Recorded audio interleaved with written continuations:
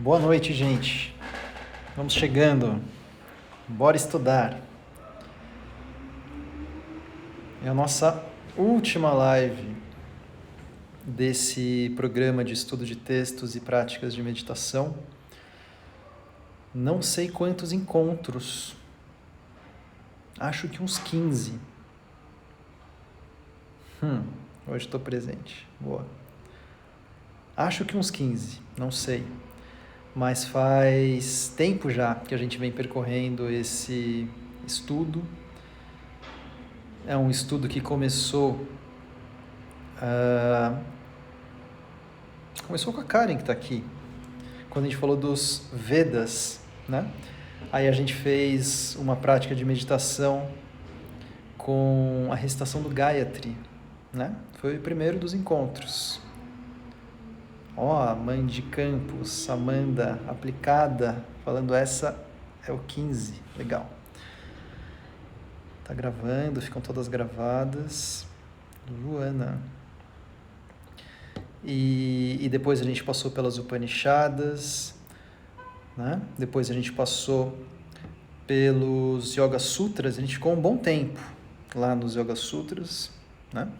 Depois teve um período onde eu conversei com uma série de pessoas, principalmente sobre os aspectos da meditação, né? Então, com o professor José Antônio, o Beto Profeta, o Stephen Little, a Elisa Cosassa. E aí teve uma semana que eu estava sem voz e a gente fez um experimento de uma meditação conduzida pelo piano com o Leandro Cabral. E é justamente com o Leandro Cabral que a gente dá continuidade a esse programa a partir da semana que vem, tá bom? Então, é a partir da semana que vem que a gente começa um novo programa de práticas aqui, abertas, gratuitas, ao vivo, dessa forma como tem sido, e vai chamar Variações sobre o Vazio, tá bom? É um projeto que eu já tenho feito com o Leandro desde 2016, a gente estava lembrando, e a gente vai retomar, faz tempo que a gente não faz isso, e a gente vai retomar esse projeto fazendo meditações conduzidas pelo piano. Cada dia vai ter um tema, né? E a gente vai procurar explorar isso junto, né? Junto com vocês, dessa forma virtual. Vamos ver como nos saímos todos. Muito bem. Eu estou dando uma enrolada para as pessoas irem chegando, enquanto a gente vai relembrando o percurso até aqui. Bom, e aí depois a gente entrou nesse último aspecto do nosso estudo, que é esse aspecto que mais se aproxima do que a gente faz hoje em dia, que é justamente o Hatha Yoga, né? O Hatha é essa modalidade, né? Ou essa tradição do yoga que dá origem a todas essas práticas que a gente tem conhecimento hoje em dia relacionadas ao corpo, né? Então, todas essas modalidades famosas, a Iyengar, Ashtanga, Power, todas essas coisas, elas têm sua origem no Hatha, né? O Hatha é alguma coisa que se origina ali, sua tradição inicia por volta do século X depois de Cristo, né? Então, não é alguma coisa que vem de antes de Cristo, é alguma coisa que se origina por ali, compilando-se técnicas que já existiam, mas a tradição em si ela se funda por volta dessa época. E aí falamos então do início do Hatha Yoga, as lendas a respeito de Goraksha, a respeito de Matsyendra. Depois, na semana passada, eu falei da anatomia sutil, que dá toda a base fundamental para o Hatha Yoga e que é tema pré-requisito para que a gente possa entender as técnicas, e hoje o tema é a técnica, ou as técnicas, né? Porque o yoga, o Hatha Yoga, da forma como a gente o pratica até hoje, é feito de técnicas. Então é muito importante que a gente possa entendê-las, entender seus propósitos, entender quais são, né? Então é a partir daí que eu vou fazer um panorama hoje sobre as técnicas. Como um ponto de partida, eu vou tirar um pouco os comentários aqui agora nesse momento. Depois a gente pode voltar com eles. Bom, como ponto de partida, então, o que significa a palavra técnica? Na nossa língua mesmo, né? Em português. E aí eu estava vendo um dicionário e a palavra técnica é uma definição muito interessante para aquilo que a gente se propõe a fazer. É uma parte material de uma arte, né? De uma arte, sendo que uma arte, ela não necessariamente é uma obra de arte. Né? Uma arte é alguma coisa que alguém ganha propriedade para fazer, você se masteriza na execução de alguma coisa. Então, essas profissões, elas já estão muito fora de uso hoje em dia, mas o ofício de um sapateiro, o ofício de um ferreiro, o ofício de um alfaiate, né? O ofício, sei lá, de um cozinheiro, isso tudo é considerado como uma arte, né? E dominar, porque aqui o técnico, né? O técnico é aquela pessoa que conhece a fundo uma arte, uma ciência ou uma profissão. Né? Então o técnico, aquele que executa a técnica, é aquele que conhece a fundo uma arte, uma ciência ou uma profissão.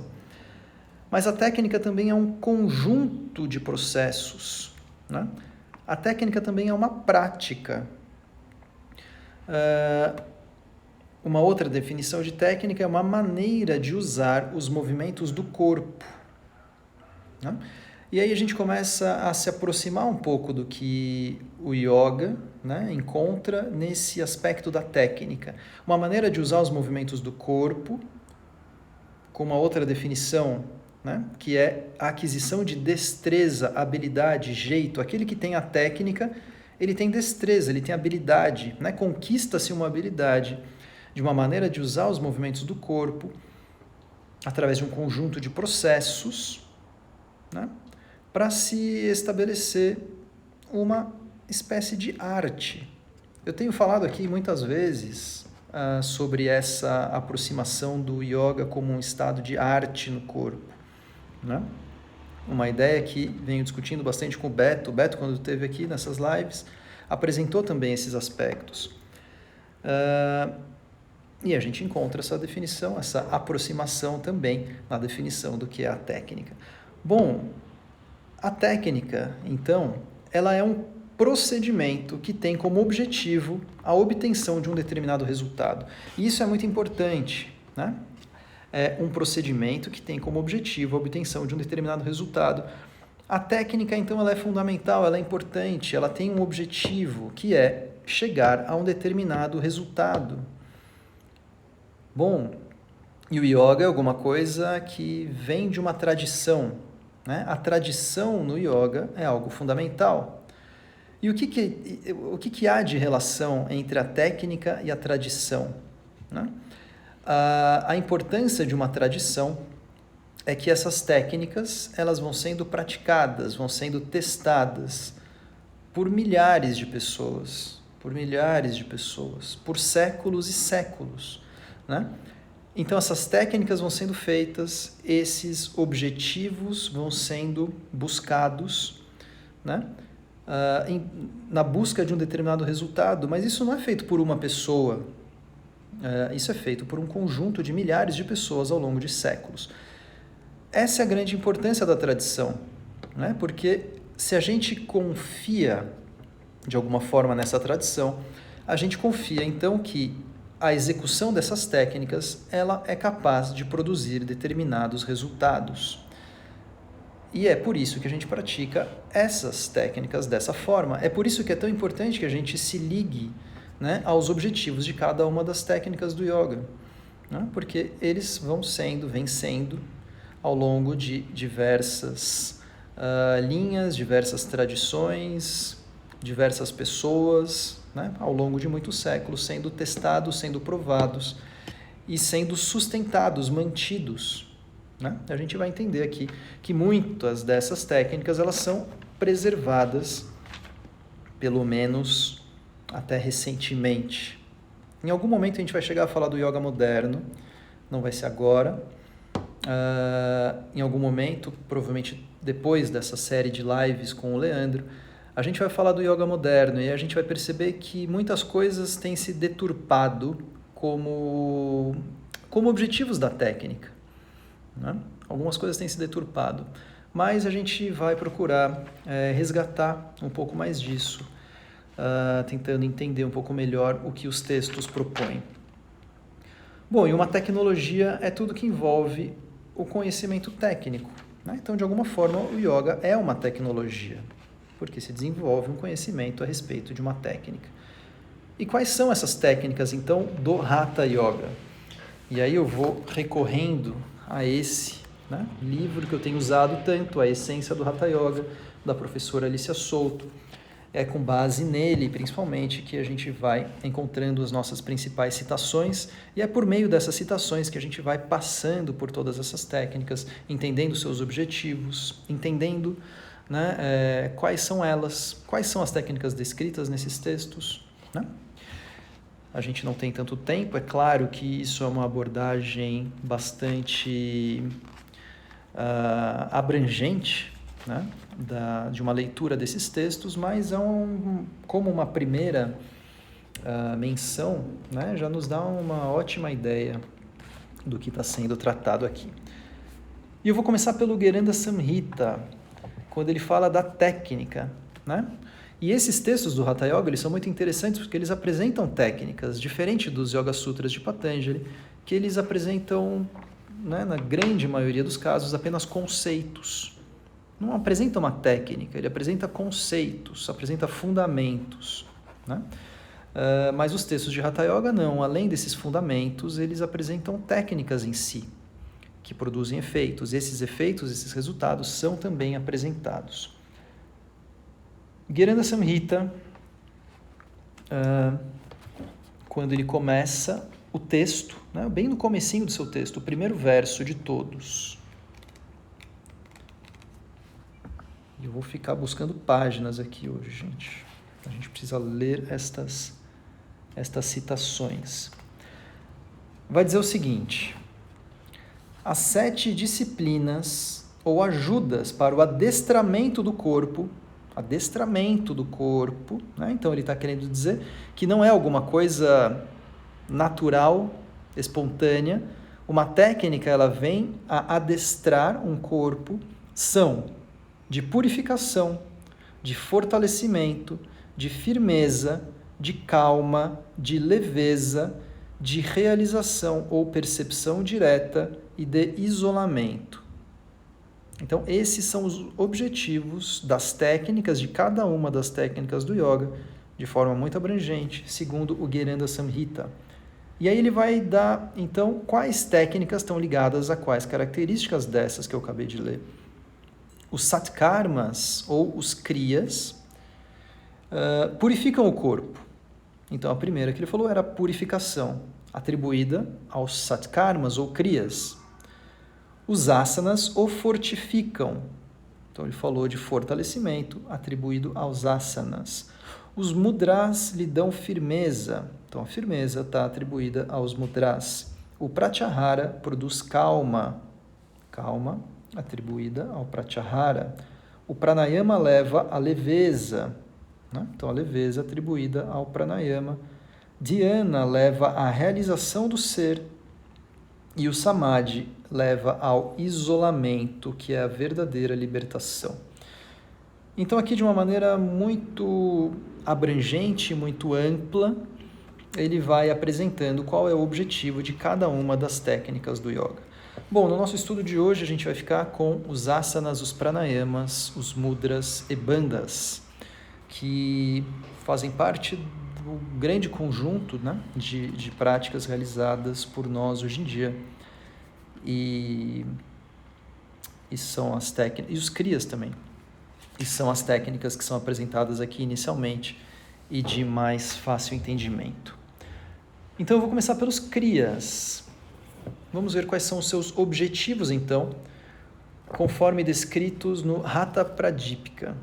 O Hatha Pradipika não tem um capítulo para falar especificamente de kriyas.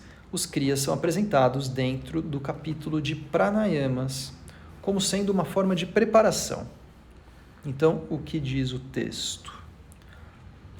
Pela purificação dos nadis, pode-se reter a respiração com facilidade. Então ele está dizendo isso antes de se apresentar as técnicas de pranayamas.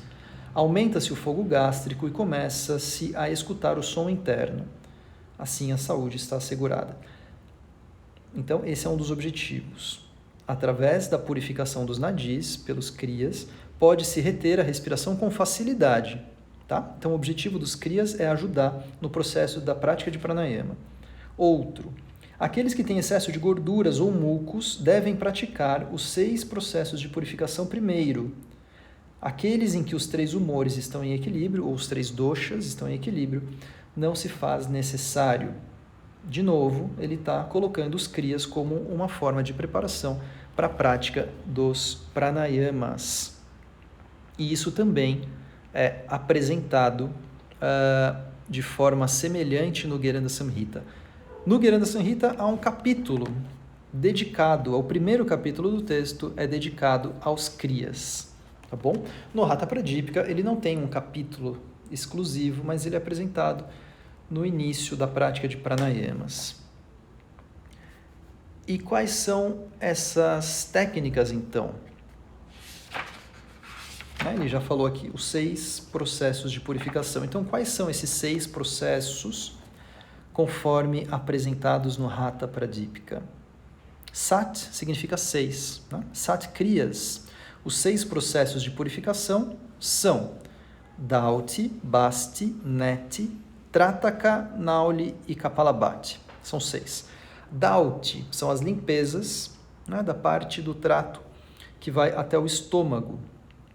Basti são as limpezas do intestino. Neti são as limpezas das vias aéreas superiores. Trataka, né, é o processo de purificação, da fixação do olhar em alguma coisa. Nauli, aqueles movimentos ondulatórios no abdômen. E Kapalabhati, aquela respiração rápida, né, que também é um processo tido como um processo de purificação. O Gheranda Samhita vai apresentar os mesmos 6 processos, só que ele vai subdividir esses processos em muitos outros. Né? Então vai apresentar vários tipos de dautis, vários tipos de bastis, vários tipos de netis. Tá bom? O Hatha Pradipika apresenta apenas um, e para ele, dauti significa engolir um pano, né? Um tecido de mais ou menos 5 metros de comprimento e tal. Esse processo é conhecido como dauti. O Gheranda Samhita vai apresentar esse, mas vai apresentar um outro onde você bebe água e depois coloca essa água para fora, chamado Vamana Dauti. Vai apresentar um outro onde você coloca um tubo que vai até o estômago e você não precisa fazer o impulso de vômito, a água sai. Isso vai se chamar Danda Dauti. E por aí vai. O Neti, dentro do Hatha Pradipika, é passar um tubinho, no caso aqui na época era uma corda, um tecido com cera para que ele ficasse com a ponta durinha, né? Inserido nas narinas e sai pela boca. Já no Gheranda Samhita vai ter também o Jalanet, que é esse que a gente conhece melhor hoje em dia, que coloca-se a água, né, numa narina e sai pela outra, entre outros processos, e por aí vai, tá bom? Então esses são os kriyas, com esse objetivo muito específico no Hatha Pradipika, preparação para a prática do pranayama, facilita o processo respiratório, remoção de gorduras e mucos, e dentro do Gheranda Samhita, preparação para toda a espécie de prática que se faz no yoga.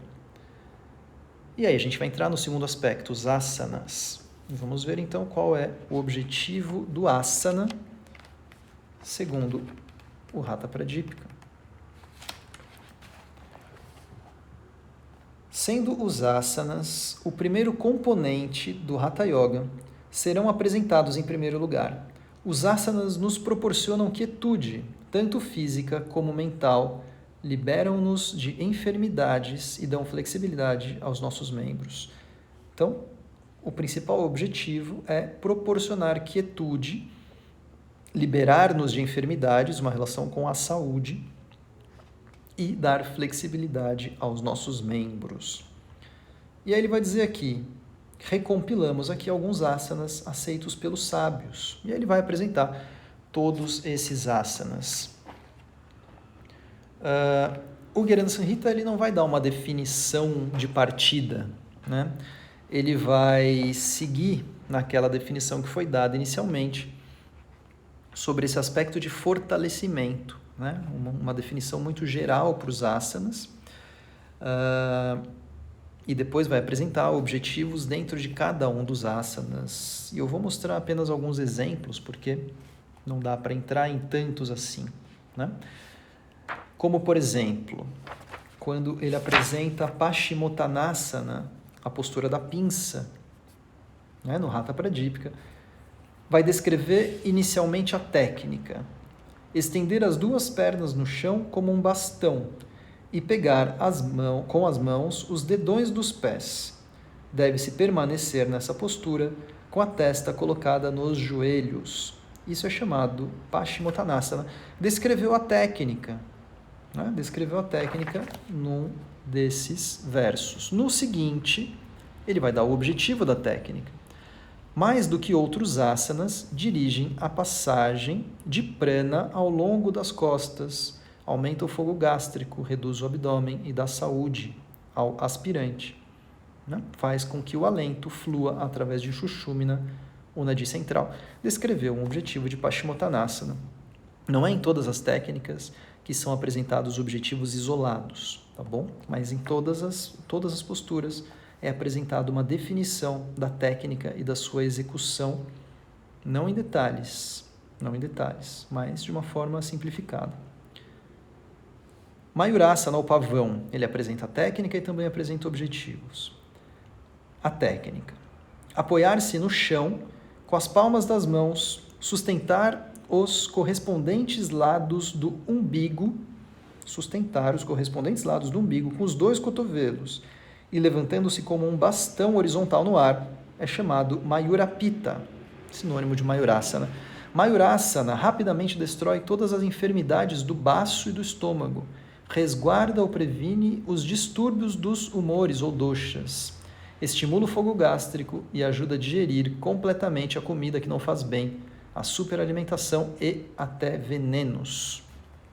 Então, esses são dois exemplos que eu queria trazer sobre esses objetivos específicos dos asanas que são apresentados nos textos, e isso se estende a vários.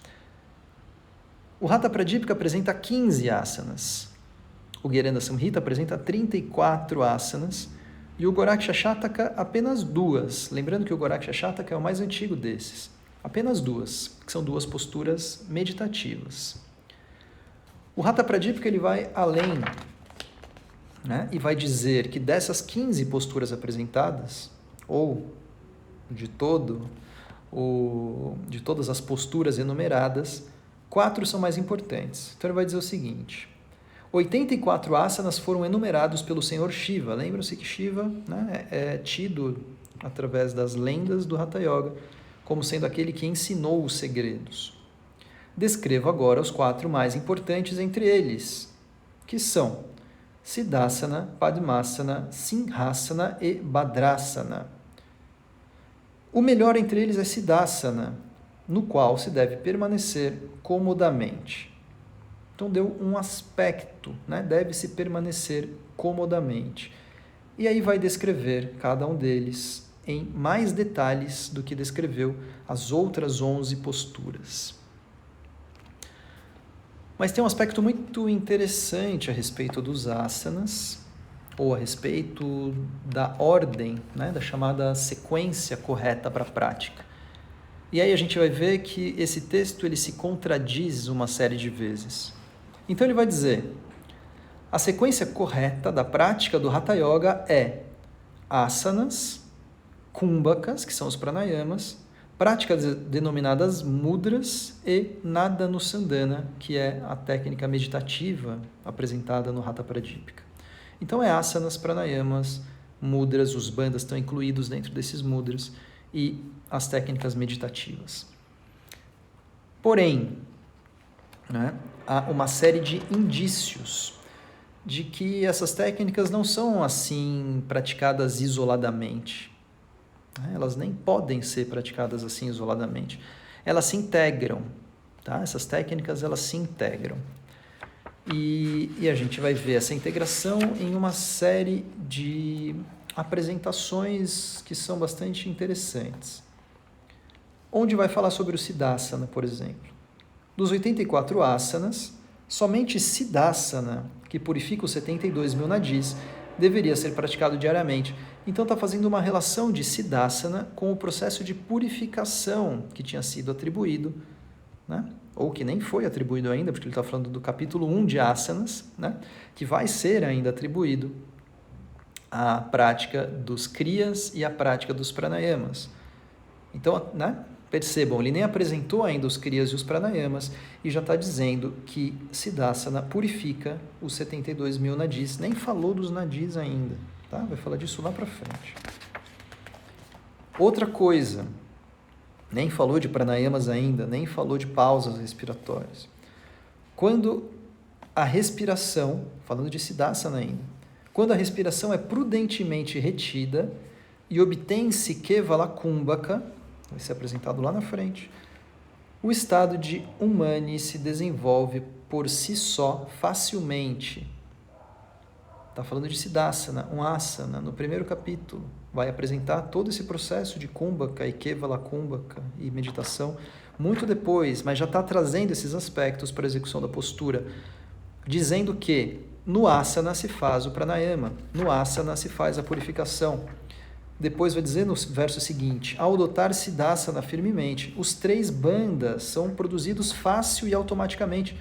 Os 3 bandhas vão ser apresentados só no terceiro capítulo, mas ele já está trazendo aqui, porque é no asana que se faz os bandhas, os mudras, os pranayamas, alguns dos kriyas, né? Então, o asana ele tem essa função. É claro que ele pode ser apresentado inicialmente, mas não tem essa ideia de que uma coisa, né, vai sendo substituída por outra. As coisas vão se agregando e agrega-se conceitos do pranayama no asana, agrega-se conceitos dos bandhas e dos mudras no asana. Tá? E isso é muito importante para a gente entender, né, que essas técnicas elas devem ser realmente integradas. Vamos falar então dos pranayamas. Objetivo.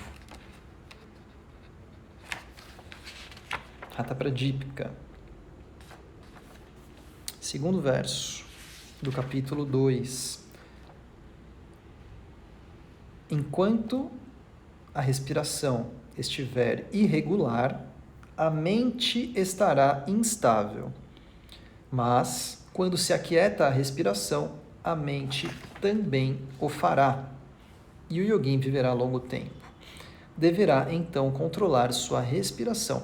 Está dando, então, o objetivo, um dos, né? A gente vai ver outros objetivos, da prática do pranayama, apresentando essa relação intrínseca, profunda, que o pranayama tem com a mente, né? Que a respiração tem com a mente.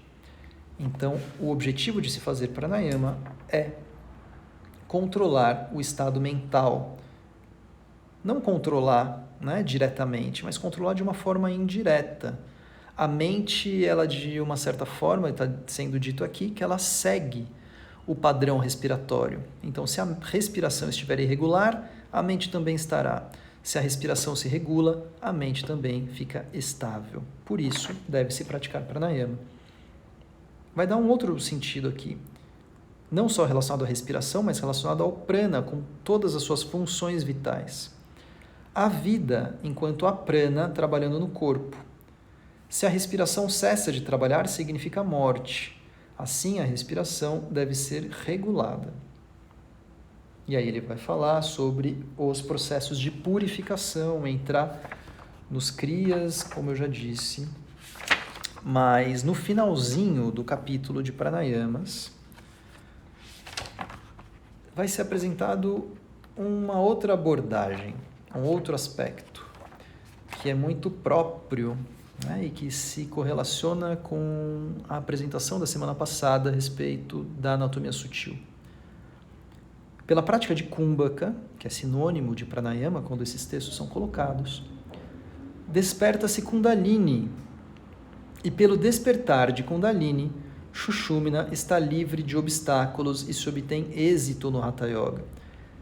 Então, pranayama é apresentado aqui como uma técnica, né? Lembra-se, a técnica produz efeitos, como uma técnica responsável por despertar Kundalini, e ao despertar Kundalini, obtém-se êxito no Hatha Yoga. E um outro efeito dessa técnica.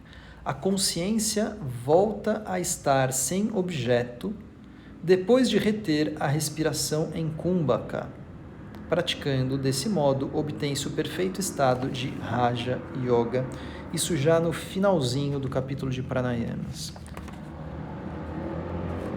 O que vai dizer o Gheranda Samhita, então? E é muito interessante que esses textos, né, eles se modificam um pouco ao longo do tempo. O Hatha Pradipika, que é anterior ao Gheranda, ele apresenta pranayamas antes dos mudras e dos bandhas. No Gheranda Samhita, o pranayama é apresentado depois dos mudras e dos bandhas. E o objetivo de pranayama no Gheranda Samhita é alguma coisa nada pequena. Agora exporei as regras do pranayama. Por sua prática isolada, o homem pode assemelhar-se a um Deus. Esse é o objetivo da técnica de pranayama, apresentado no Gheranda Samhita. Né? Não é pouca coisa. Bom, os textos, e aqui eu não vou trazer nenhuma citação específica, mas eles apresentam uma série de preparações para a prática dos pranayamas. Fala sobre alimentação adequada e inadequada, fala sobre os locais de prática adequados e inadequados. Inclusive fala que a prática de pranayama ela deve ser feita num país justo, né? Isso é apresentado no texto, tanto no Hatha Pradipika como no Gheranda Samhita. Fala sobre iniciar a prática, não iniciar a prática em determinadas estações do ano, iniciar em outras estações do ano, para onde você deve ficar voltado, né? Se é para o norte, se é para o oeste, etc. É uma série de protocolos, né, necessários para que se inicie a prática dos pranayamas. E apresenta também uma técnica que a gente conhece, também como preparação para os pranayamas, chamada Nadi Shuddhi, ou Nadi Shodhana, ou Anuloma Viloma, a respiração alternada. Respiração alternada não é apresentada como uma técnica de pranayama, mas é apresentada tanto no Hatha Pradipika como no Gheranda Samhita como uma preparação para os pranayamas que vêm em seguida. Aspectos gerais da prática, e talvez a parte mais importante do que se fala sobre os pranayamas.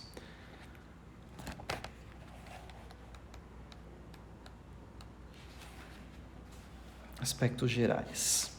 Isso eu estou chamando isso de aspectos gerais porque não são aplicados a um determinado tipo de pranayama ou a outro. Né? Daqui a pouco a gente vai ver quais são os tipos de pranayamas apresentados. Mas todos eles seguem certos aspectos gerais. Deve-se praticar Kumbhaka, que é pranayama, 4 vezes por dia. Pela manhã, ao meio-dia, à tarde e à meia-noite, aumentando gradualmente o número de retenções até alcançar 80. Então você faz 80 ciclos às 6 da manhã, 80 ao meio-dia, 80 às 6 da tarde e 80 à meia-noite. Tá? Cada ciclo, em algum momento, no Gheranda Samhita, isso está descrito, né? Ele deve ser feito com 1 tempo de inspiração, 4 tempos de retenção, 2 tempos de expiração, sendo que o mínimo desses tempos é inspirar em 12. Então a gente pode fazer uma conta. Inspira-se em 12 tempos, que não necessariamente são segundos, mas a gente não sabe exatamente que tempo é esse. Inspira-se em 12, retém-se 48, expira-se em 24.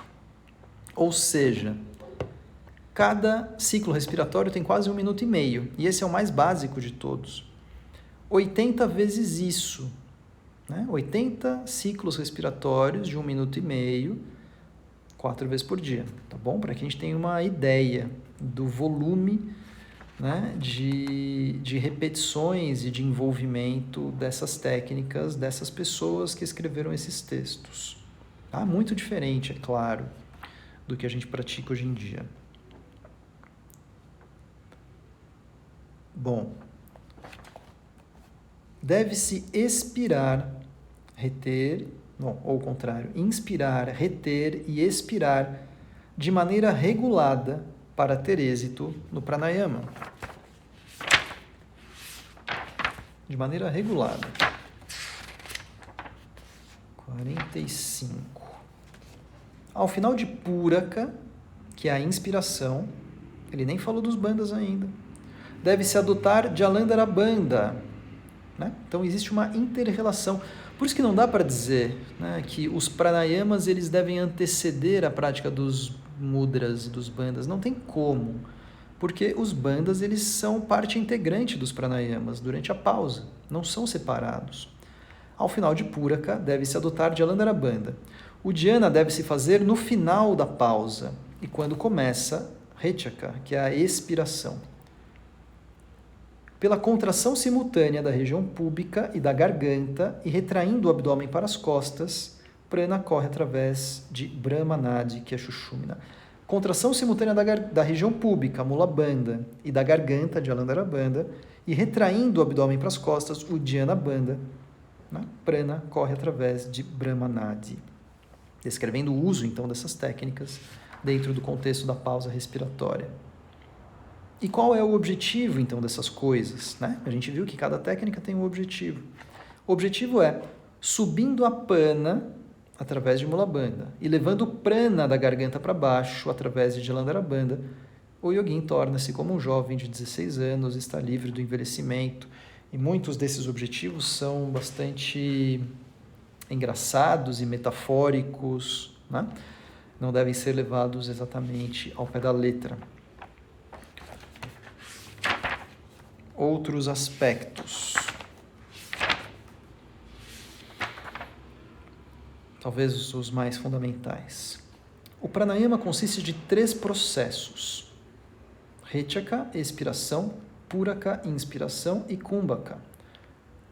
Mas Kumbhaka é de 2 tipos, Sahita e Kevala. Sahita deve ser praticado até obter-se Kevala. O que significa isso? Significa que há 2 tipos de retenção da respiração.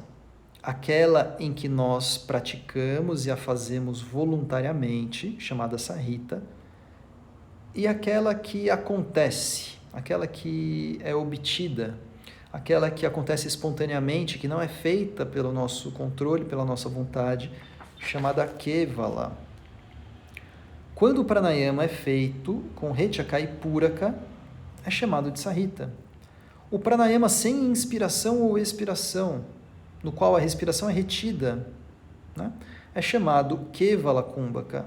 A respiração simplesmente se suspende, não há mais inspiração, não há mais expiração, nem sequer a gente pode chamar isso de pausa, porque é uma suspensão que acontece involuntariamente. Quando se adquire a habilidade de chegar ao estado de Kevala Kumbhaka, que é feito sem inspiração ou expiração, tudo nos 3 mundos pode ser obtido pelo yogin. Kevala Kumbhaka possibilita reter a respiração com facilidade. Aquele que o consegue obtém o estado de Raja Yoga. Bom, e quais são as técnicas então? O Hatha Pradipika apresenta 8 tipos de pranayamas, que não vem tanto ao caso quais são, tá? O Gheranda Samhita apresenta 8 tipos de pranayamas também. 6 entre eles são os mesmos, mas há 2 que o Hatha Pradipika apresenta que não tem no Gheranda Samhita e há 2 que o Gheranda Samhita apresenta que não tem no Hatha Pradipika. Dentre esses do Hatha Pradipika, por exemplo, há 2 que são através de inspiração pela boca, tá? Apenas 2 pranayamas são citados através de inspiração pela boca. Alguns deles são conhecidos, são famosos. como por exemplo o Surabedana, né? Um pranayama conhecido, ou o Ujjayi, descrito aqui, e muitas pessoas usam uma parte desse pranayama, o Ujjayi, que é a contração da glote, para fazer aquele chiado na garganta, aquele sonzinho, né? Que não é som do Ujjayi, mas ele é um som atribuído a essa técnica de pranayama. O Bhastrika está aqui. O Brahmari, aquele que faz o sonzinho da abelha, né? Brahmari, som da abelha, está descrito no Hatha Pradipika. Entre outros, tá bom? Entre outros, alguns muito desconhecidos. No Goraksha Shataka, apenas 2 tipos são apresentados, tá bom? Mas um aspecto importante também descrito, especialmente na técnica do pranayama, é a respeito dos seus cuidados. E o Hatha Pradipika vai dizer, assim como domamos leões, elefantes e tigres gradualmente, também a respiração deve ser controlada gradualmente. De outro modo, prejudicará o sadhaka. Ou seja, a prática respiratória não deve ser feita, né, de uma maneira impulsiva, assim como você não vai domar um leão de uma maneira impulsiva. Você vai se aproximando muito lentamente, senão ele te ataca. E o que são os leões, os elefantes e tigres? Né? Basta a gente começar a fazer pranayama de forma errada, que a gente vai começar a perceber essas coisas aparecendo na gente, os nossos leões, os nossos elefantes, os nossos tigres, como se o nosso corpo estivesse dando uma resposta. Né? Então a gente precisa se aproximar delas com bastante cuidado. Pela apropriada prática do pranayama, aniquilam-se todas as enfermidades. A prática inapropriada de pranayamas dá origem a todo tipo de enfermidades.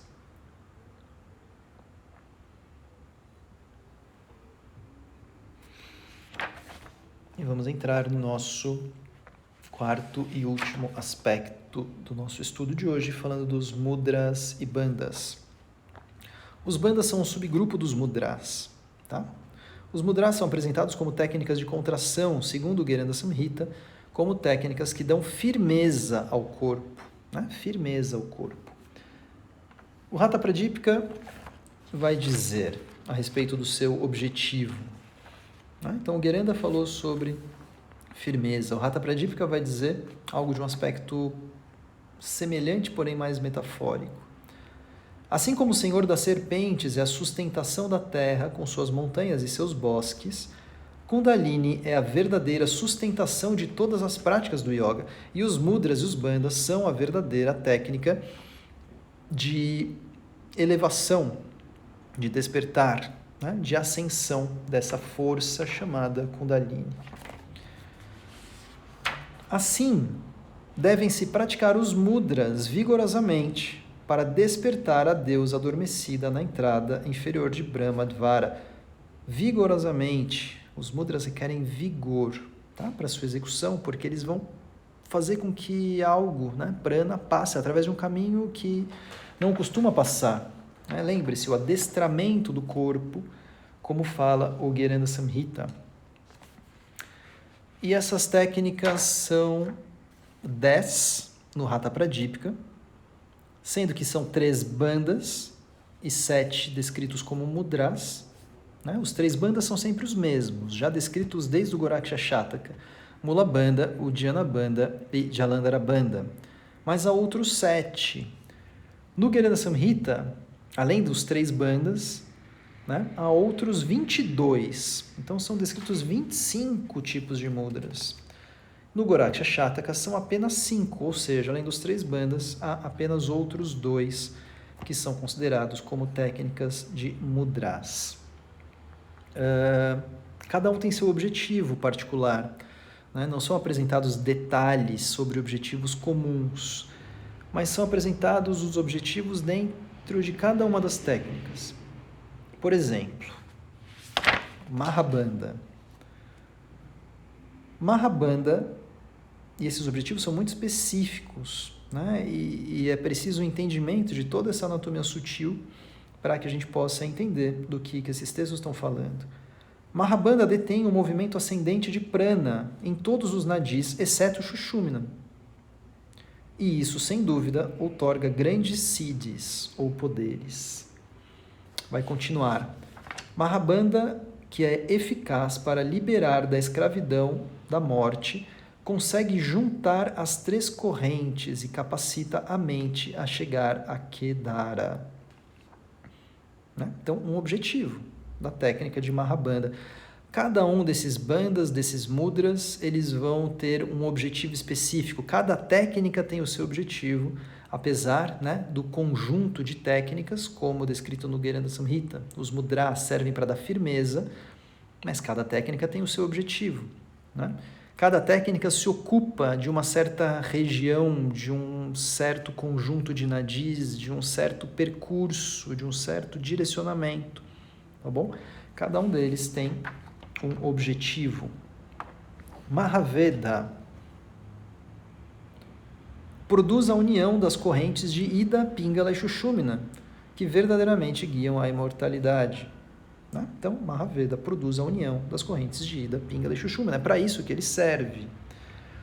Uddiyana Bandha. Para que serve o Uddiyana Bandha, então?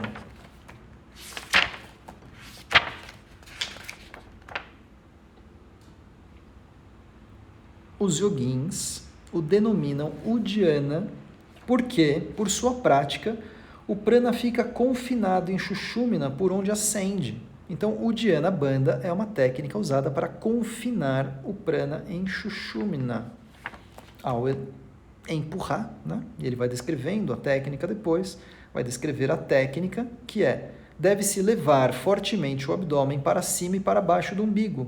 Esse é o Uddiyana. Então, através dessa técnica, obtém-se objetivos. Como resultado, o grande pássaro voa incessantemente por meio de Sushumna. O grande pássaro é o prana. Né? Então, ele fica confinado e voa incessantemente, de forma ascendente, através de Sushumna. Assim é descrito o Uddiyana Bandha. Né? Uma forma bastante diferente da forma como a gente vê, né, essas técnicas hoje em dia. E como ele vai dizer sobre Mula Bandha? Primeiro vai falar da técnica. Pressionando o períneo com o calcanhar e elevando a pana, deve-se contrair o ânus. Essa prática é conhecida como Mula Bandha. E aí ele vai dizer por quê. Pela contração do ânus, a pana vaio, cujo sentido natural é para baixo, é forçosamente dirigido para cima. Para isso se faz Mula Bandha, para reorientar, inverter o sentido descendente de apana. E aí ele vai falando aqui, né, que prana, apana, nada, bindu, unindo-se por meio de Mula Bandha, conferem ao yogin a perfeição do yoga e etc. Quando a pana ascende e chega à zona do fogo, né, as chamas do fogo tornam-se mais fortes, vai descrevendo uma série de aspectos a respeito da técnica e por aí vai. Né? Jalandhara Bandha vai apresentar também a sua técnica, vai apresentar também os seus efeitos como um efeito oposto, né? Dizendo que Jalandhara Bandha restringe todo o grupo de canais e o fluxo descendente do fluido que emana das regiões mais altas, entre outras coisas. Bom, com isso a gente passa rapidamente pelas técnicas do yoga, seus objetivos, seus propósitos. Por que essas coisas são feitas? Essas coisas são feitas para trabalhar a partir dessa matéria-prima que é o prana, né, que foi abordada no encontro passado. A matéria-prima de toda a técnica do yoga, onde vai se purificando os canais por onde o prana passa, onde vai se confinando, né, direcionando, canalizando, empurrando, travando, fechando. Quer dizer, as técnicas vão fazendo tudo isso de forma a se buscar, né, entre essas técnicas, um objetivo chamado despertar de Kundalini, que vai dar início a outras questões dentro do Hatha Yoga. Bom, então é isso que eu queria passar. A gente vai fazer uma pequena prática de meditação, mas eu queria só, antes de entrar nessa prática de meditação, A partir da semana que vem, novo horário e nova abordagem para essas nossas lives. Então, esse estudo de textos e práticas meditativas chega ao fim hoje. A partir da semana que vem, um novo projeto chamado Variações sobre o Vazio, 8h30 da noite. Variações sobre o Vazio, 8h30 da noite, com o Leandro Cabral. A partir da semana que vem também, um novo grupo, mas aí vai ser de práticas conduzidas pelo Zoom, tá? Vai ser um grupo fechado. Precisa de inscrições, custa R$ 75,00, que vai desde a semana que vem, dia 18 de agosto, até o final de setembro, tá? Um curso chamado A Potência da Sutileza na Prática do Yoga. Quem tiver interesse, me manda mensagem ou tem o link para inscrições e mais informações lá na minha bio, tá? A Potência da Sutileza na Prática do Yoga, todas as terças às 7h da noite, a partir da semana que vem, até o final de setembro. E o projeto Variações sobre o Vazio, aí sim, pelas lives no Instagram, aberto, contando com a contribuição espontânea daqueles que quiserem e puderem, e essas contribuições vão sendo todas revertidas em doações para projetos, tá bom? Amanhã, mais uma prática que se reverte em projetos, junto com o projeto Teto, que visa construções de moradias populares. Tá? Amanhã, às 7h da noite, aberto pelo Instagram, tem uma publicação no meu perfil falando como contribuir e como participar, para quem quiser, tá bom? Amanhã é uma prática, 7h da noite. E vamos fazer uma pequena prática meditativa agora. Então, deixa as costas retas.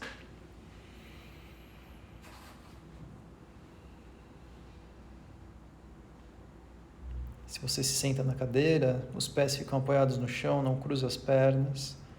Não encoste as costas no encosto lá atrás, deixe um espaço.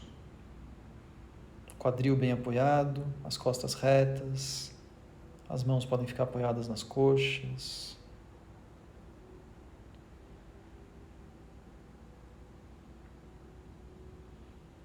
E no primeiro momento, observe-se a partir do ponto de vista da postura, do asana. O que é o asana?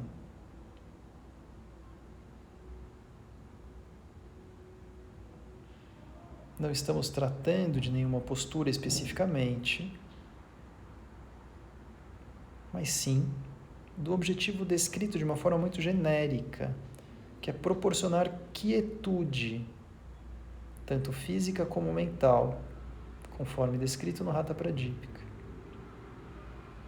Então procure observar o silêncio interno que existe no corpo.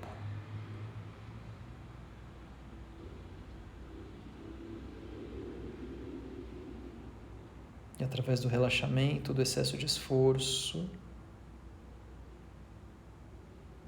a mente também vai entrando no estado de relaxamento, do excesso de pensamentos. E vamos procurando entrar num estado de maior quietude física e mental. E nesse estado de quietude, você começa a observar sua respiração.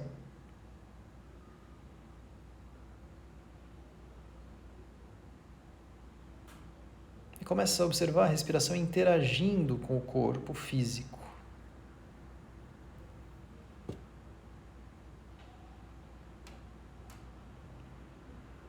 E comece a controlar a respiração.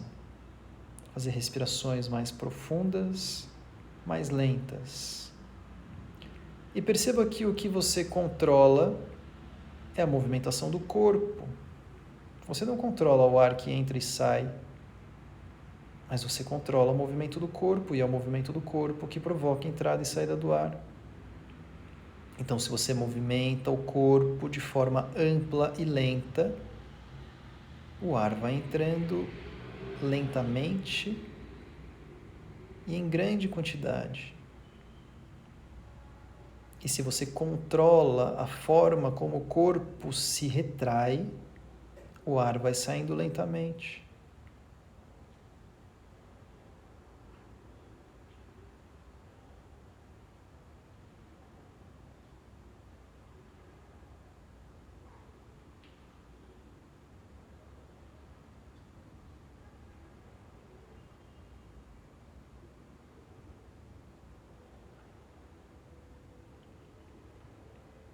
Você está no asana, uma postura que procura proporcionar quietude.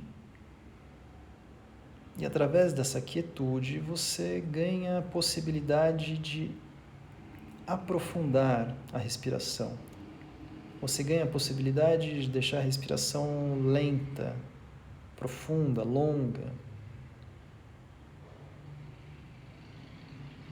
Se não há quietude, a gente não pode aprofundar tanto a respiração.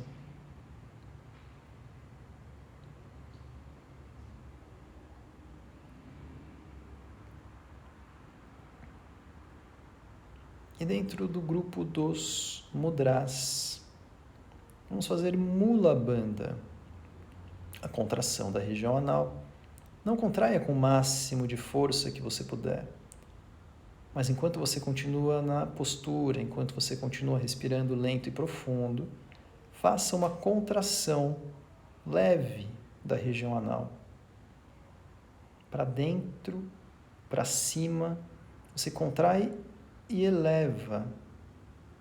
Percebe que automaticamente ao contrair acontece essa elevação,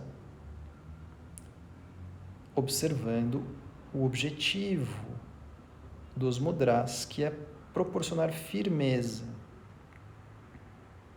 Como isso interfere no estado do asana, como isso interfere na dinâmica respiratória. Para onde se dirige a sua respiração?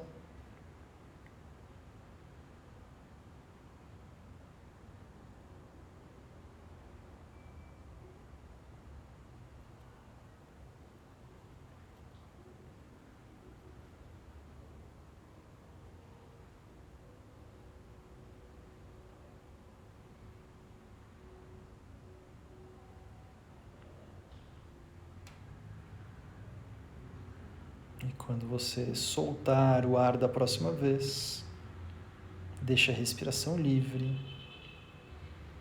desfaça a Mula Bandha, mas sustente uma firmeza pelo corpo todo.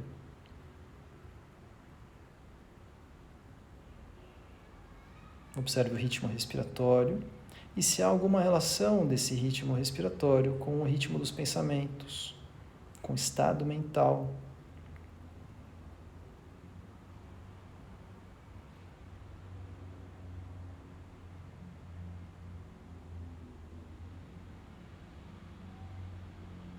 Observe-se no corpo, observe a respiração acontecendo, observe o estado mental que fica, que resta.